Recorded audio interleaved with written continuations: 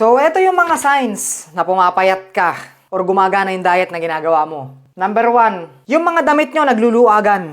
Yan, yung mga short nyo, damit, naluag yan. Yung mga nagsasabi sa akin na, bakit ako hindi naman lumuluwag ang damit ko, ganun pa rin. Body recomposition nyo, naglulus ka ng fat, nagbibuild ka ng muscle, so ang damit mo is parang walang nangyayari. Yung number 1 is para lang doon sa mga tao na talagang nagsimula ng malaki, talagang nagpapayat. Pangalawa, ang gaan ng galaw mo. Yung parang dati, pag nakahiga ka, hirap kang bumangon. Yung konting lakad mo, parang hinihingal ka. Ngayon, na habang pumapayat ka, parang ang ano mo, yung ang ganda ng galaw mo. Alam mo yun? Mas flexible na yung galaw mo kaysa doon sa dati. Pangatlo, lumulubog yung pisngi mo. So, normal yun. Madalas nangyayari yun. Basta nagpapapayat ka, parang nagmumukhang bungo. Pag nag-add ka naman ng calories sa susunod, is babalik naman uli yan, magkakalaman ulit. Pang-apat, ito, common to. Mas madalas kang gutom. Although normal naman din yun, meron daw mga tao na sabi na hindi naman gaano. Pero karamihan is talagang nararanasan yon, kahit ako. Kasi survival yan ng katawan mo. Sinasabi ng katawan mo na kumain ka kasi kulang yung kinakain mo. Panlima, humihina kang bumuhat. Yung PR mo nung bulking ka, yung mga personal record mo sa gym na ginagawa, is hirap ka nang gawin yon kapag nagpapapayat ka kasi kukunti na kinakain mo. So may mga ibang tao na ganun din yung sign, kagaya din nun sa akin. Yung dating kaya kong bumuhat ng ganun timbang, ngayong nasa cutting pace ako, hindi ko na yung kayang buhatin. Mas mababa dun. Mabubuhat ko lang uli yun kapag nasa bulking pace ako or nagpapalaki na uli ako. So, meron mga ibang tao na kabaligtaran. So, kasi nga, nangyayari sa kanila yung body recomposition. So, ang karamihan talaga ng mga tao is kapag nagbawas ng kinakain is humihina. So, pang-anim, ang bilis mong mabusog.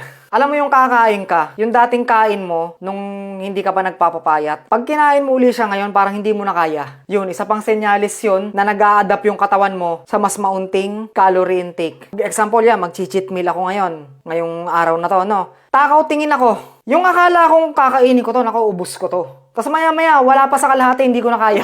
Busog na ako. So, pampito. Isa to sa pinakamahirap. Yung cravings. Iba yung kanina, yung madalas kang magutom. Iba yung cravings. Gutom siya na may hinahanap ka na pagkain. So, ito yung isa sa ayoko. Kasi yung mga paborito mong pagkain dati, nagke-cravings ka rin naman nung hindi ka pa nagda-diet. Pero kung ikukumpara mo yung level ng cravings mo, kapag nagda-diet ka, or nasa deficit ka, iba yung lakas ng cravings. So, isa din yung sa palatandaan na talagang nasa deficit ka. Kasi gaya nun, di ba umiiwas ka sa matatamis? Ngayon, ang katawan mo, parang gustong-gusto niyang kumain ng matamis. So, pag may naisip kang pagkain, ay parang gusto ko ng spaghetti ng Jollibee. So, yun. Isa pa yung sa mga senyales na nasa deficit ka. So, hindi naman lahat is ganun yung nararamdaman. In-explain ko lang yung ganun yung senaryo nung nagpapapayat ako noon. Yan, yung ganun ako. Tapos ngayon, na nagpapapayat uli ako. So, pang-walo. Pag nasa calorie deficit ako at talagang pumapayat na ako, sobrang mainitin ang ulo ko. Iba yung temper ko, sobrang baba. Ang bilis kong mapikon. Pero ako kasi, ilang beses ko nang natry magpataba, magpapayat.